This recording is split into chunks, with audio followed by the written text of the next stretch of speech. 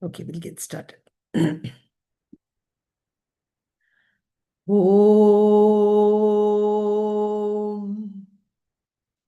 Om.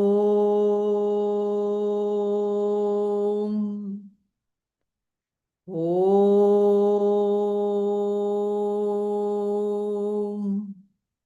Om Sahana Bhavatu Sahanau Bhunaktu Sahaviryam Karavavahai Tejasvinavadhitamastu Mavid Vishavahai.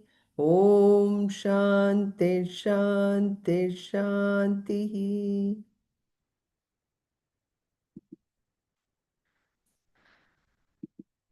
Does anybody want to start? Meena? Yeah. Om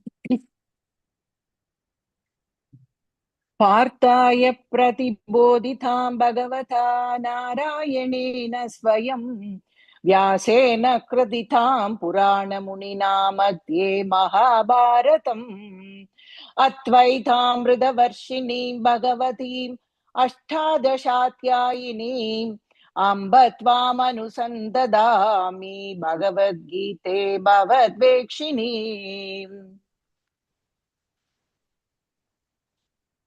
Swarnam, you muted.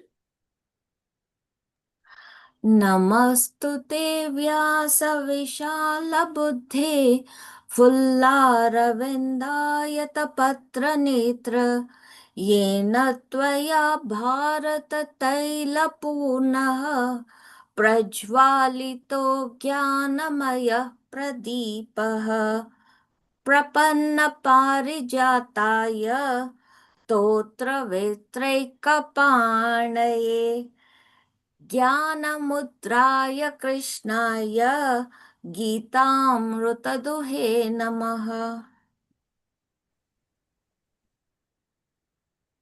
Jayashree? Vasudev असुदं देवं कंसचाणूरमर्दनं देवकी परमानन्दं कृष्णं वन्दे जगद्गुरुम्. Who wants to do it? Sarvadharman pradhyagya mamekam sharanam vraja aham tvam sarva papepyah mokshayikshami makshtuchah. Very good. So last week, we just started with chapter 13, and we had started with these questions of how are we leading our life. And this is very important because sometimes, we tend to lead our life in a very mechanical way, in a very, as a robo. And now with artificial intelligence doing so much more for us, literally, we have to seriously think, where is this leading to? Uh, what is my purpose really of life, and how am I using this physical body, mind, intellect, right? And with this, also we need to think of what kind of experiences. Today, when we think of our experiences, we think about experiences in very two simple terms. I mean, we can say, of course, I was excited in this experience. I learned something. My mind was serene. My mind was calm, all that. But ultimately, it really shows that the kind of experiences we go through are the ones which either make me happy, and happiness is of different gradations, or is it something that is making me kind of, I'm not satisfied, I'm not fulfilled, or to an extreme, also maybe I'm really in sorrow. So these are the only two kind of experience. Either it is dukkha nivritti or sukha prapti. Correct? So this is how we are. But all this, we are looking for a stability in ourselves. Because I think by now, by 13 chapters, we have recognized that there is something within me which can help me understand who I am, and how, no matter what just like the log which goes, in the ocean up and down, I know that I have uh, a situation within myself where I can be stable. So that is what we are looking at as happiness, as that stability of mind. And then now comes deeper questions of really, who am I? What do we think about ourselves? And who do I think I am? Now, these questions again, going back to the first question, how are we leading our life? Based on that, this number 4 and number 5 can change. So, if I think I am a particular rich person with a certain amount of wealth and cars and company and all that, I will constantly be identified only with that, and that is how I would be leading my life, going through experiences and going through all the ups and downs. But if I think that that rich aspect which I'm leading with is only something which is today, tomorrow it may be something else, then I will be more connected to my inner self. So, what do we think about ourselves? Who do I think I am? Is really the most critical questions we want to think about. And that is why chapter 13 is very important, because it connects with chapters, the first 6 chapters, where Arjuna, because he thought he was a warrior, because he thought that he's a father, because he thought he's a brother, he went through so many experiences. But by the end of the 6th chapter, Krishna reminds him that he is none other than that Atman, right? So that is what we did. And then, of course, the next 6 chapters was, if I am Atman, what is my relation to God, Ishvara? Who is that Ishvara? How am I connected to that Ishvara? So, Jiva, Jagat, Ishvara. That's the triad that we always like to look at. So, Jiva, who am I?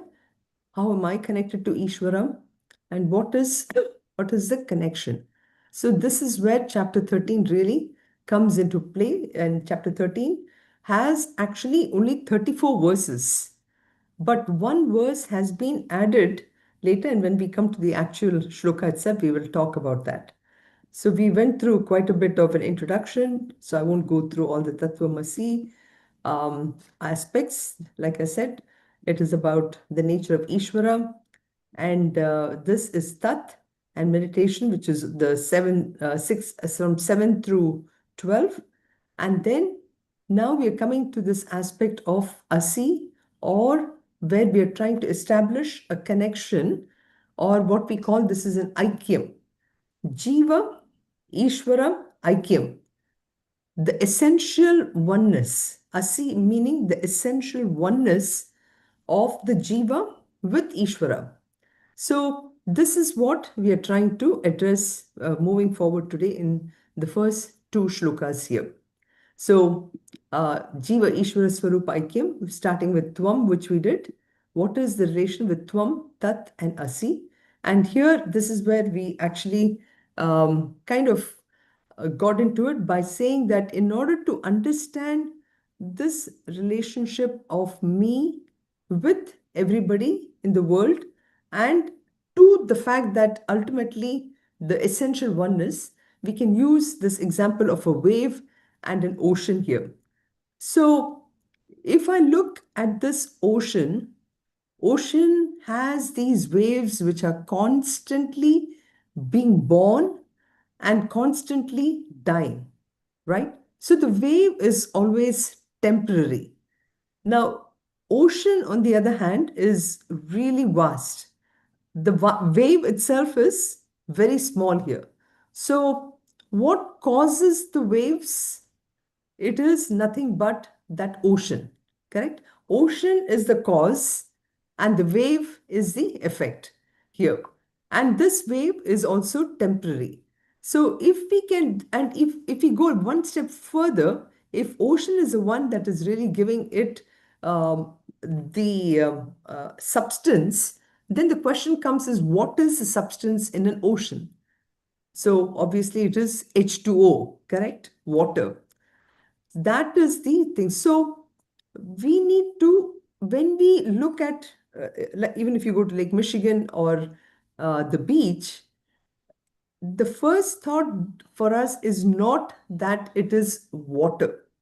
We only look at the vastness, we look at the amount of waves that is coming in, everything, right? So too, the way we lead our lives in this world today is, I don't necessarily look at this entire world as Ishvara. I look at this world today as something where I can gain my happiness or sorrow, right? So 13th chapter will start to take us into that aspect where I need to shift my focus. I need to change the way I look at the world. I need to change the way I start to interact with the world. So that is this aspect of what we are trying to see is Tvam Tat Asi. So that part of it is I need to look at it. So Tvam Tat Asi, we need to understand that focus is on Ishvara. Focus is on that Brahman. Up to chapter 6, if we learned what is Atman, the bigger aspect of what Atman is Brahman. So this essential oneness is what we are coming to. And so Jiva Paramatma Swarupa Aikyam. Jivatma, which is individuals, Paramatma, which is the entire, the Lord in the form Paramatma, that Lord which is there everywhere. Okay. So this is the first topic of starting with, we will see. And what is the relation of that Swarupa, which is, the part of it. The second topic which you will see coming up is that it really starts to give us a kind of a sadhana. Okay, the sadhana which we really need to practice in order for us to be able to get over not just big problems but even smaller problems.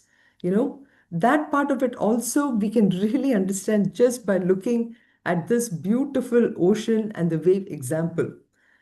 How so, you may ask? What is really the ocean? How can that help me? So when I look at this ocean or Lake Michigan or whatever, I see that I see waves being born and then waves dying. But in and through all that, what is the constant factor? What is the constant factor which is there in the wave? What is a constant factor which is in the entire ocean? If I can understand that really well, then I can understand that even in the world, as I'm going through experiences, experiences are like these waves. Okay? Experiences, actually, the wave can be used in so many different ways for us to understand. Starting with experiences. Experiences, we get into, like, as soon as, now it's early morning for me, it's about 7:15. And pretty soon the entire day is going to unfold. And throughout the day, there's going to be so many experiences which is going to go through it. Now, in and through every experience, the experiences are starting off taking birth and the experiences will also die. But in and through, what is the constant factor? How did I identify myself as the subject in the experience? Going back to our self-unfoldment days, we know that in any experience, we have what we call this as the subject who's going through the experience. Then we have the object which I'm experiencing and the process of experiencing, correct? So we have the subject, object, and the experiencing part of it. So too in my day, I will go through this, and so too. So the way the ocean and the wave are great examples to tell me that in and through my day, these experiences, they come and they go. And the question is, how much am I identifying with those experiences and how much am I allowing that to affect me? So this is the part that we have to really think about. So uh, even as we think about this, the ocean and the wave example, we have, if every wave, now this is where I said the wave can be looked at in many different ways. One is the experience, but we can also look at the experience, the wave as the jiva. Okay, the jiva takes birth, the jiva grows throughout the life of 70 to 100 years, whatever the lifespan is, and then the jiva dies also, right? So jiva is alpagnya. It is very fleeting. Okay, it is actually has very limited knowledge. It is alpa shakti. Alpa shakti doesn't has compared to the entire world, this has very little amount of shakti. And alpagataha, which is the presence itself, jiva is present only for a short time. Now, compared to that, here you have Ishvara, who's Sarva Shaktiman, and Sarva Shaktiman means basically, uh, really full of a lot more omnipotent. And then Sarvagnya, full of knowledge, complete knowledge. And Sarvagataha is all pervasive. So this is how we look at the comparison of Jiva and Ishvara.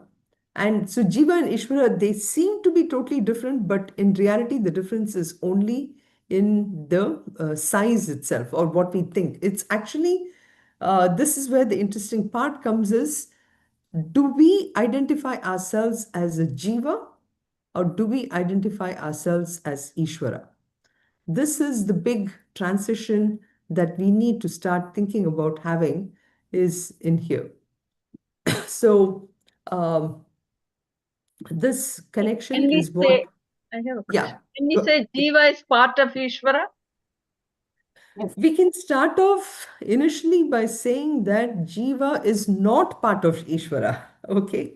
For example, we can always think, and this is actually very humbling experience for all of us, which is if I think that I am part of Ishvara, or if I think I am Ishvara, sometimes I can get very proud, saying that, okay, I know everything, I am this, I'm that, right? But if we start off with Jiva as not being part of Ishvara at all, then what will happen is I will always look up to somebody who is far superior than me. Okay. So that is what the Dvaitam, when we talk about the philosophies in Vedanta, uh, uh, which is Dvaita, Visishta Dvaita, and Advaitam. Okay. In Dvaitam, I regard Ishvara as never part of Ishvara. Jiva never part of Ishvara. But then what you pointed out, Gita, right now is Jiva part of Ishvara? Yes, Jiva is part of Ishvara. And again, all this we have to think about is it is in our mind. Okay. Ultimately, it is only our mind that is causing all these differences, and it makes us think that we are quite different. Okay. Is So, it similar to we saying wave is different from ocean, or wave and ocean are same? Something. right. Exactly. Exactly. I can always, when I'm looking at the ocean, my mind may be focused only on the waves. I'm looking at the big wave coming, and I want to take my surfboard and surf on the biggest wave. My mind is only on that wave. At that moment, I'm not thinking about the entire ocean, right? So you're right. I can look at the same wave and ocean and have a different mindset. So ultimately, our Vedantam is not that, as Mami also would say, right? It's not as if we are growing horns or there's suddenly a glow at the back. When we had Kmart, the blue light special, it's not as if there is a blue light which comes in front of me. None of those things. It's not that. Everything is still the same for all of us. I mean, even with the way I interact, the transformation is interior. Internally, I am going through the transition where I'm no longer thinking that I am this Alpa Shakti. Alpa Shakti means I can only do so much. Um, and this is a very powerful thing because if I know I can do anything, then I will never be afraid of any obstacles, right? Alpagnya, I have so much, I have only limited knowledge. Oh, I'm so insecure. Insecurity is one of the biggest issues now, right? And if I understand that I am actually much, much bigger than I think, so that's what this whole thing is teaching, you know? So, does that, I don't know if I'd answered your question, Geeta, but so, No, I'm trying to understand. Yes. yeah, sure. So, in this last six chapters, we will understand, as I said, this connection between the wave and the ocean, or me with the entire world, and also the sadhana. What are the sadhana that I need to know? What do I need to do in order to cleanse myself so that I can understand this better? For example, even now, when you pointed out this thing about if I'm in front of the ocean and I continuously think I'm only the wave, I'm only the wave, I'm only the wave, what is it that is making me think about it? It's actually my own vasanas, my own dirt that I've accumulated over a period of time, which makes me think I'm separate from the others. So I need to work on it. How do I work on it? Is by practicing certain values. And that is one which we'll be, of course, coming to it very beautifully very soon. Those values which will allow us to think that we are different. So, essential one is Jnana Yoga and Gunas. These are the things that we'll start be looking at all the way. Krishna starts in 13th chapter with Amanitvam, Adhamitvam, those 20 shloka, 20 values. In 14th, we will get some of this, 15th, 16th, 17th. In 16th, we come across this Daivi Sampatti and those kind of values. And all this will be highlighted here. So now let's go on to the chapter 1, shloka 1 of this chapter 13th. Okay. So this, interestingly, if you look at um, our, how many verses do you think Bhagavad Gita has? 700? 700, exactly. So 700. 700 shlokas are there. And in chapter 13, we have 34 shlokas. Okay. But you will see in some books, there is one added verse. And because of that, Bhagavad Gita is 701 or 35 verses in chapter 13. And this is the reason is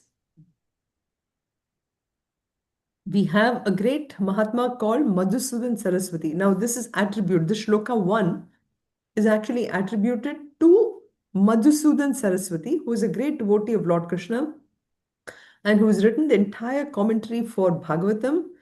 And so he, so this is not even there in Mahabharatam. The shloka is not in Mahabharatam. It was written much later because Madhusudan Saraswati kind of wanted to make it simple for us. Because as you go through the entire chapter 13, you will see a lot of technical terms being introduced and you'll wonder what is the connection between all of them. So he wants to set the stage by saying, hey, you're going to read some of this terminologies.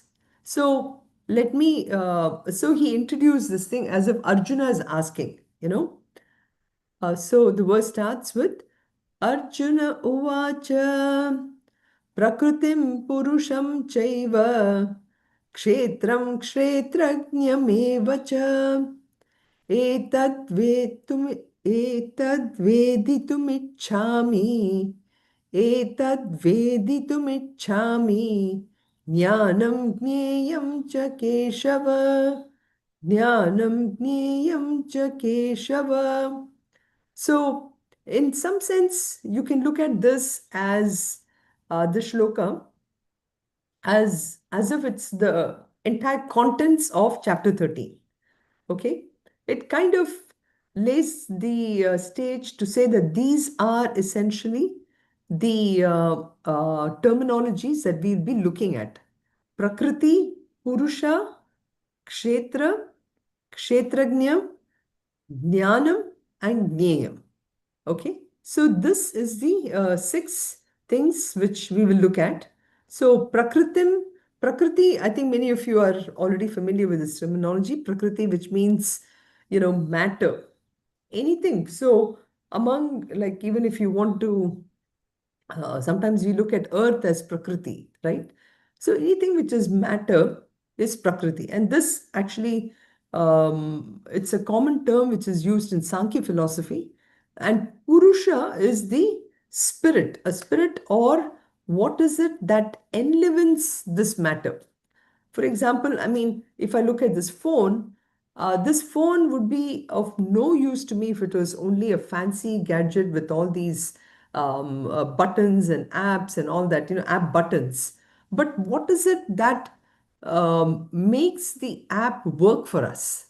So there is something that sort of makes the app work. Otherwise, it's nothing but pure matter, right? So that is what that spirit basically means, Purusha. Then Kshetram. Kshetram, you can look at it as a field, a field, and then Kshetrajna, the knower of the field. Okay. Now, the first one seemed kind of simple. I mean, Prakriti and Purusha. Okay, I can understand a phone and what is making the phone. But Kshetram and Kshetrajna is a little more deeper. So, Kshetram is the field, which in some sense you can also look at it as Prakriti. And then Kshetrajna, the knower of the field. And this word we will be focusing a little more, as I said last week. Etat veditum ichhami. So Arjuna is saying, these two, please tell me. And in addition, I also want to know what is jnanam and jneyam. Okay. Even though jnanam, typically we look at it as knowledge, what he's referring to here is jnanam as in an instrument of knowledge. For example, again, this phone is an instrument of knowledge, but Jnayam is the knowledge itself. So Jnanam and Jnayam, I want to know. Okay, the object of knowledge. So these are these are the six terminologies. So we have six terminologies which is listed here: Prakritim, Purusham, Kshetram, Jnanam, and Kshetram and Kshetrajna, Jnanam, Agneyam. So if you look at this is how it is broken down in the whole chapter 13. You will see Kshetram being discussed, of course, in verse 2 elaborately, but then it is touched upon again in Shloka 6, 7, 27 through 35. So Kshetram and Kshetrajna, this is where we spend a lot of time.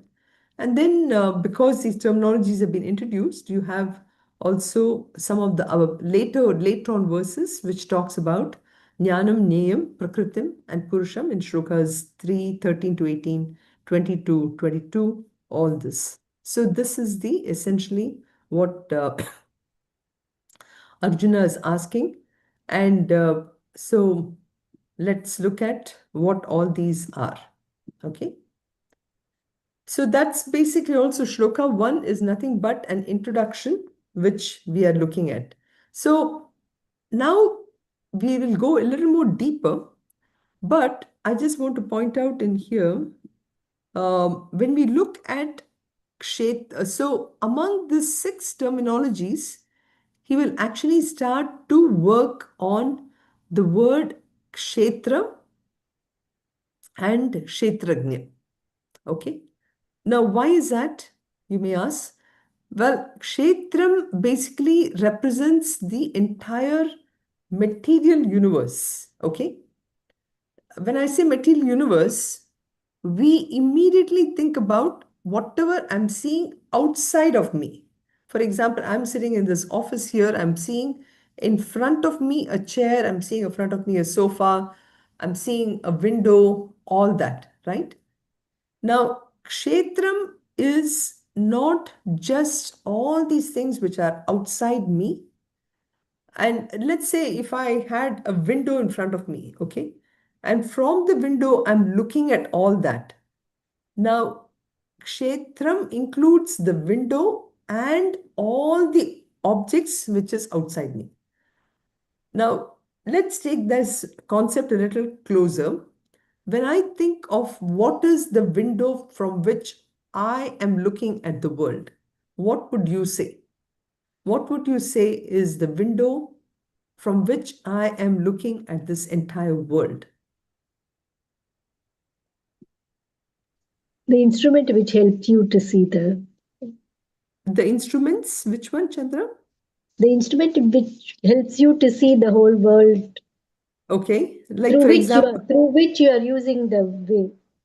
right. Eyes? So, Can we say our eyes? yes, so that's what I was coming to. When Chandra said it's the instruments through which I'm seeing the entire world, one may say a telescope is that instrument, correct? Yeah. Now, a telescope itself, if I, let's say I'm wearing my glasses, okay, then I would say my telescope is the instrument. I will also say my glasses are an instrument. If I look at it a little more deeper now, my eyes are also an instrument. Okay, so this is what Krishna is going to bring us to, because we are so outward looking people and we are so much interested in only what is going on outside. We forget many times that our own body is nothing but part of kshetram.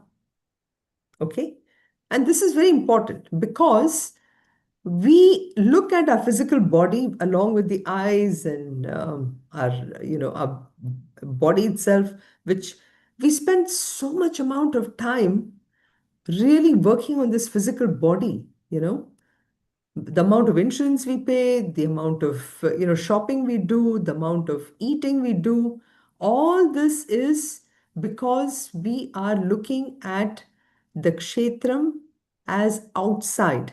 We are not looking at kshetram as my physical body. Okay, so this is very, very, this is why in shloka number 2, when he's trying to define what kshetram is, he will spend a lot of time in at first going straight to the thing saying that, do you know who you are? And that's why my questions in the beginning was, do you know who we are? We immediately look at ourselves as this entire assemblage, including the physical body, as me. But actually, this entire physical body is also part of something um, which has no life. Actually, when I look at things outside, when I look at the phone, when I look at sofa and all that, I look at those things as if it has no life. Actually, correct? So, but then when it comes to Also myself, Kshetram. So our what is body is also Kshetram. our body is also Kshetram. That is where he is coming to. And so that is why we will. So he says, idam shariram kaunteya, idam shariram kaunteya, kshetramityabhidhiyate, kshetramityabhidhiyate, etadyo एतद्यो वेति तं प्राहुः एतद्यो वेति तं प्राहुः क्षेत्रज्ञ इति तद्विदः क्षेत्रज्ञ इति तद्विदः. So he immediately, I mean, of course, he could have explained, he could have gone through that step by step, saying that something which is totally outside you is the field, just like a farmer and the field, right? The farmer goes into the field where the field has all the paddy and the water and the fertilizers, and he thinks that is a field. Now, here, Krishna starts immediately to explain to Arjuna, think about the body itself as a kshetram. Okay? That is the field of experience. I probably should have brought my BMI chart, but those of you who can remember the BMI chart, okay, there you see where the body, or in that case, actually, it is the jiva takes on different roles as the perceiver, feeler, thinker, and interacts with the world in of objects and thoughts and everything, right? So that is the kshetram in which this physical body is acting. So it is the total upadhi, if you wish, and this total upadhi is what he will be referring to in this shariram. So it's actually this field. Kshetra is a kind of a metaphor for this entire body system. Just like we take the agricultural land, and there's this famous quote, as we sow, so we reap, right? So too for all of us in this physical body, we are so involved with so many different actions through which we get all these experiences. And in all this, we are doing these actions because of which our entire kshetram, which again, kshetram is this physical body, and this physical body, along with, of course, the mind, intellect, everything, all that is nothing but kshetram. Okay. The other way to look at it, maybe I think I have one slide where I want to say that how the kshetra is also something which is perishable. Anything that is perishable, okay, anything which has a finite lifetime, think about that as the kshetra. Okay. Then how can mind be kshetram? Mind is also perishable. Mind is, in the sense, it is perishable in the sense the mind travels from one physical body to another one when it dies. Okay. Now So this is it. jiva is also perishable. The jiva, in the sense of the jiva, is made of five parts, which is the body, mind, intellect. Then there is what we call this as a reflection, chidabhasa. Chidabhasa is a reflection of the consciousness and the pure consciousness. That are the five parts of jiva. Okay. Now, in these five parts of jiva, what is perishable? The body is perishable, the mind is perishable, the intellect is perishable. Then the reflection is also perishable because the reflection needs a medium in which it can be reflected. Okay. So, if the body, mind, and intellect is perished, what is there to, so the reflection is also gone. Finally, what is left is the consciousness principle. Okay. So, I know that we diverted a little bit, but I just, since you asked the question, No, I got it. Thank you. yeah. So kshetra means a field. Now, kshetragnya is the knower of the field. That is one who knows himself as distinct from the field itself. So going back to the definition of jiva, what you asked, if I have to look at it, the consciousness principle is the kshetragnya. Everything else which is perishable is the kshetram. So it is this interaction of the kshetragnya with the kshetram which leads to a lot of the confusion and the identification. So the identification of that consciousness at the level of the body, mind, intellect, and taking on different roles is what causes the issues in the world. So Krishna in this shloka is trying to tell Arjuna, so know very clearly what is the field, know very clearly who is the knower of the field. And he says, Tatvidaha is the people, the Mahatmas, they know what is the difference, and they know that there is, at the end of the day, that there's only one Kshetrajna and everything else is nothing but very, very illusory.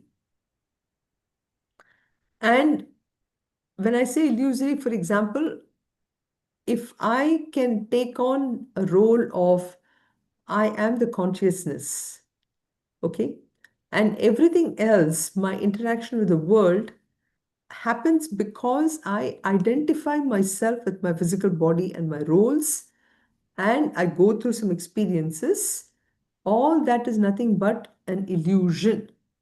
That is very illusion that is caused because of avidya or ignorance, which causes me to think that I am this Sunitha, which causes me to think that Sunitha with a certain position, all that. So, in that sense, that this shloka is powerful because he says the great Mahatmas, Tat Vidaha, they know what the connection is between the Kshetram and the Kshetrajna, and they know this ultimate knowledge. So that is what he's trying to bring in here.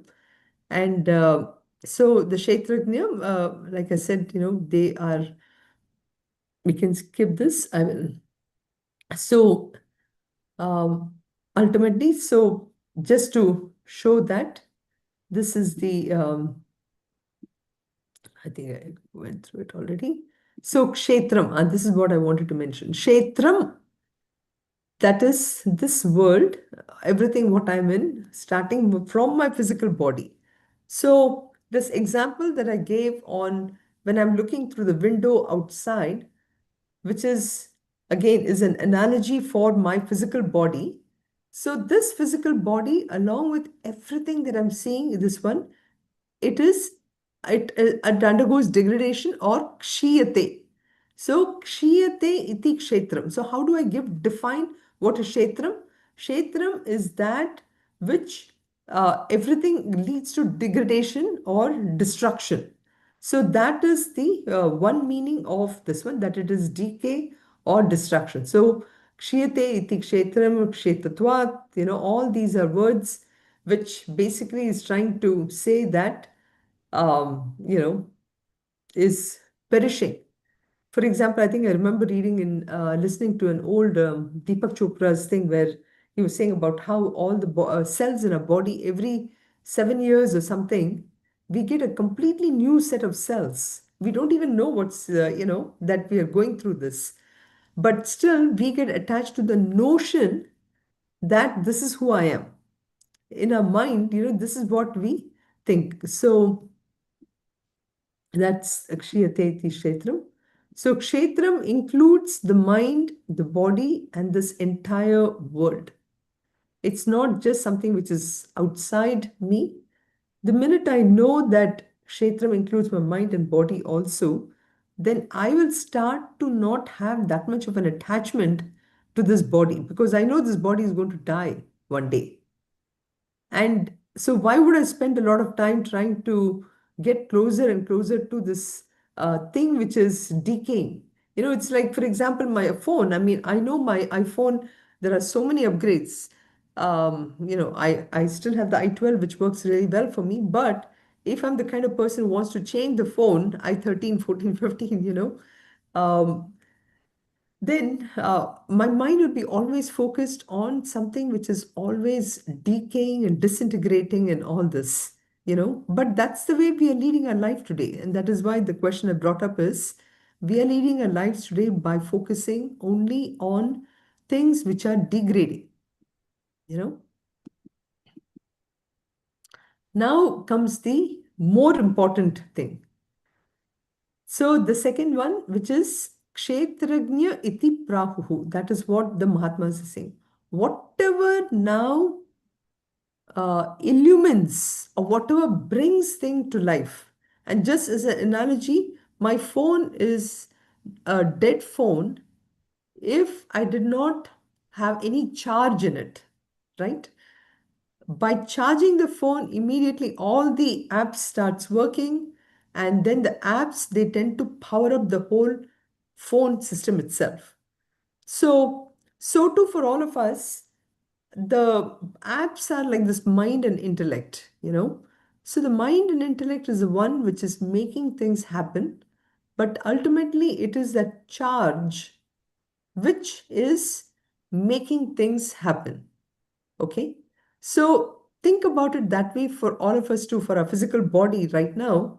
If I'm speaking, if I'm creating all these actions and all that, it's because of that power, okay, Kshetrajna, which is making me speak, is making my eyes see things. It's making my mind think. It's making my intellect think. If I did not have this power, I would be a dead body right now. Okay. So that is the big difference between a dead body and a living body is the dead body doesn't have that consciousness principle, although consciousness principle is there everywhere, but it is not there to illumine that dead body and make it work. So this is what is called as kshetrajna. And Tatvidaha is all those jnanis who know about them. That is called as kshetrajna. So kshetrajna means basically the consciousness principle. Okay, so without kshetrajna, obviously a kshetram, the physical body itself, is really nothing. So let us look at what is this nature of kshetrajna or consciousness. Okay, there's so much amount of research which is being done in the West on really understanding what this consciousness is. But our rishis have already thought through this and has already, come, they've really come up with a very good idea of what this consciousness is. So according to Vedanta, consciousness is not part of the kshetram. Okay? It is not a product of the body. It is not a property of the body. It is an independent entity. Okay? So consciousness is neither a part of the body, property of the body also. It just, without it, simple examples we have also given up. I mean, I use a phone, but electricity itself, it's because of electricity, the bulb is functioning, electricity, the fridge is functioning, all that. So electricity is independent, but electricity, when it comes in contact with something, it immediately makes it sentient. Okay. So this is the second feature. So consciousness is independent, but when it attaches itself to a physical body or whatever, then it makes it this one. And it is not as if it is focused on only one part of my body, like my brain. Earlier people used to say it's only because of the brain or the heart that the whole body is functioning, right?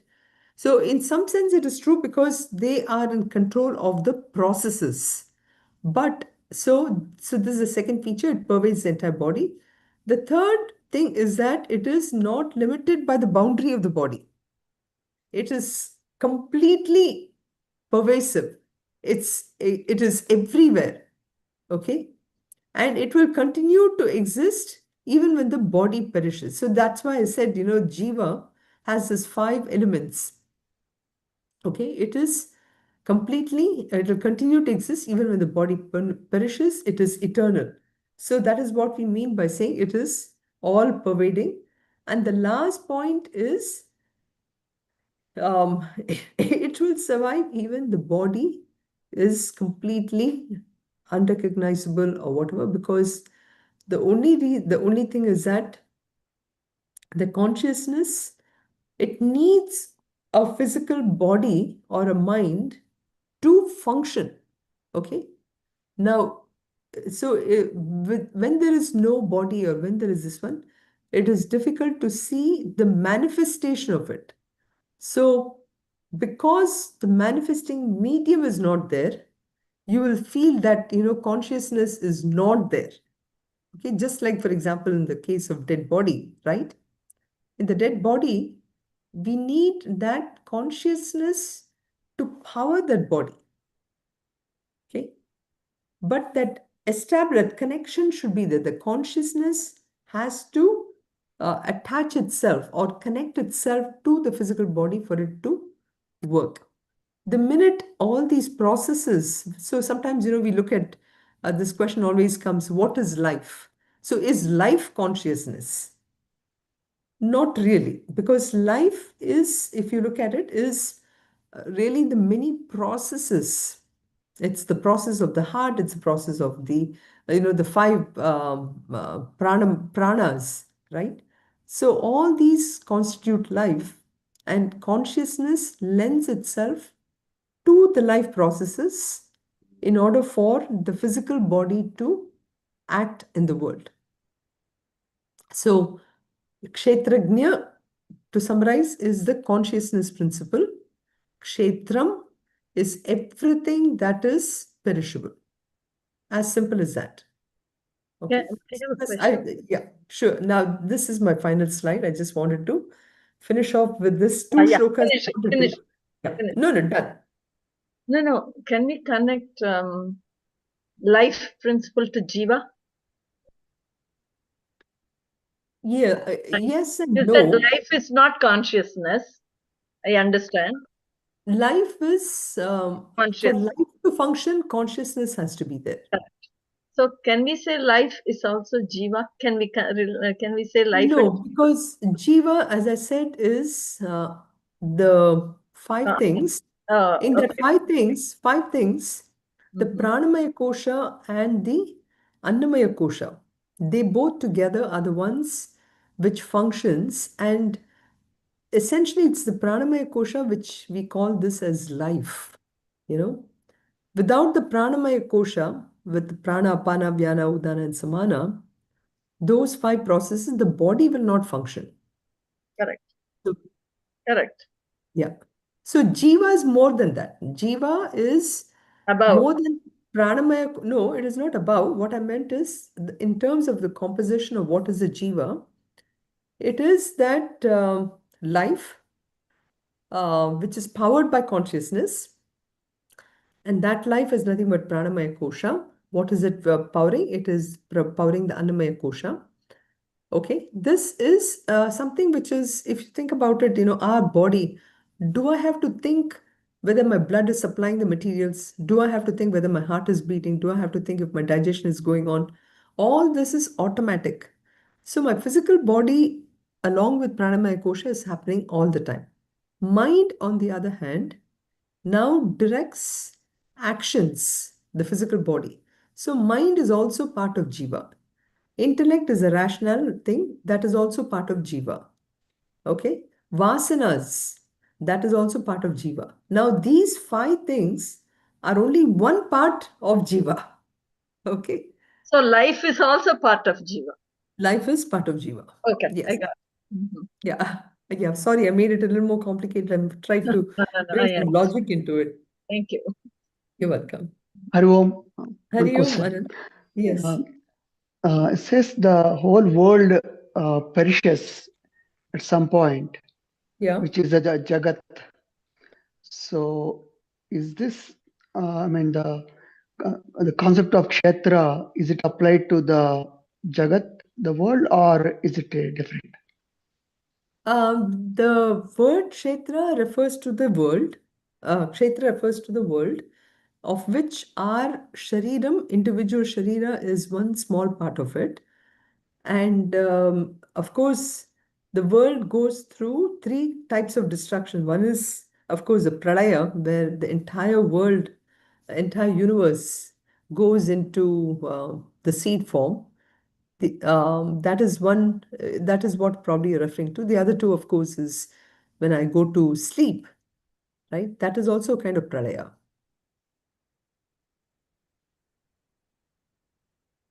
Does that help, Anand? You're Yes, muted? yes. Thank you. In a smaller scale, sleep is pranaya. Pralaya. Pralaya, So pralaya, in individual, a in an bigger scale, individual. the whole destruction is also pralaya. Correct, Mm, correct, correct. very good. Anything else? Okay, if not, we'll stop here. Sarve bhavantu sukhinah, sarve santu niramayaha, sarve bhadrani pashyantu, ma kaschit dukkha bhag bhavet. Om Shanti Shanti Shantihi. Om Purnamadav Purnamidam Purnat Purnamudachyate Purnasya Purnamadaya Purnameva Vashishyate. Om Shanti Shanti Shantihi. Harihi Om Shri Gurubhyo Namaha. Harihi Om. Thank you. Hari Om. See you next week. Hari Om. Very Thank you, Thank Sunitha you. ji. Thank Hari you Om. so much. Hari Hari Om. Om. Thank Very you. well, Thank very you. well. What is that? Very well explained, I said. Very nice. Thank you. Thank you. You have to stop the live stream. Yes, I do. Thank you for mentioning it. I don't know where.